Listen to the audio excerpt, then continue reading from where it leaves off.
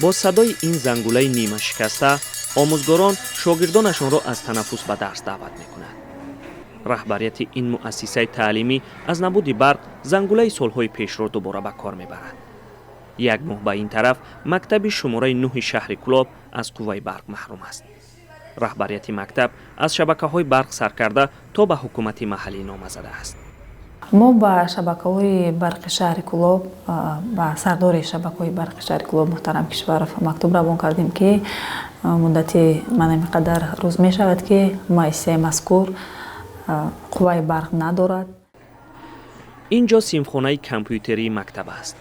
барқ нест ва шогирдон наметавонанд компютерро рӯшан кунанд. онҳо дарсҳои информатикаро на амалӣ танҳо ба хондану навиштан мегузаронанд.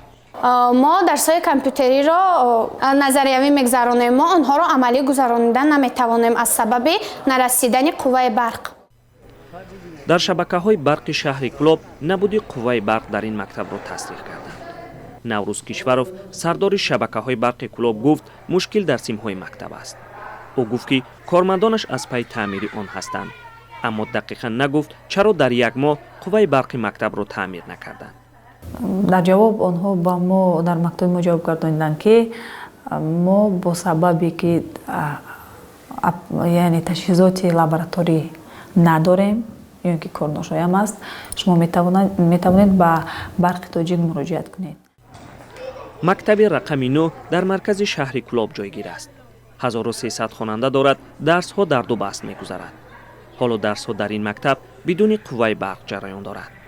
бо умеди фурӯғи субҳи рӯшноӣ, аммо аз ин рӯшноӣ хабаре нест.